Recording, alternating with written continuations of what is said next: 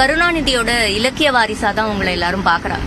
அவர் சமூக நீதி சார்ந்து கவிதை, பாடல்கள், எழுத்து நிறைய பண்ணியிருக்காங்க. அதுல கவிஞர் கனிமொழியோட ஃபேவரட் இது. எல்லாமே அவருடைய கவிதை, இலக்கியம், மேடை பேச்சா இருக்கட்டும், எல்லாமே அவர் நம்பக்கூடிய திராவிட இயக்க கருத்துக்களை மக்கள்கிட்ட கொண்டு போய் சேர்க்கறது தான்.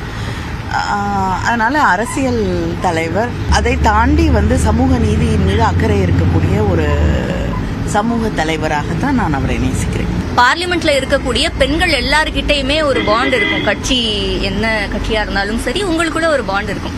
இப்போ உங்களோட ரொம்ப க்ளோஸா இருக்கவங்க அப்படின்னா சுப்ரியா சுலே. உங்களுக்கும் அவங்களுக்கும் இருக்கக்கூடிய பாண்ட் பத்தி. நான் ஃபர்ஸ்ட் பார்லிமெண்ட் போய் அவங்களும் ஐ திங்க் ஒரு பார்லிமெண்ட் ஒரு 2 மாதம் 3 மாதம் தான் இருக்கும். பக்கத்தில் உட்கார்ந்துருக்கோம். ஸோ அப்போலேருந்து ஆரம்பித்த அந்த கனெக்ட் இன்னைக்கு வரைக்கும் தொடருது.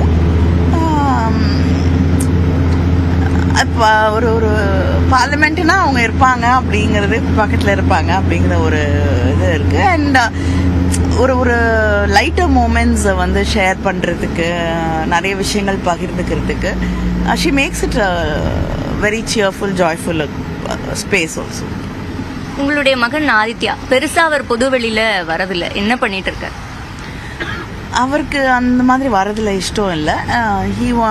அவனோட ஸ்பேஸ், அவனோட ப்ரைவசி ரொம்ப முக்கியம்னு நினைக்கிறாரு. ஸோ அதனால நான் கலைஞருக்கு அவர் ரொம்ப செல்ல பிள்ளையா இருந்தாரு. இப்ப அவரோட யார் கிரிக்கெட் பாக்குறாங்க?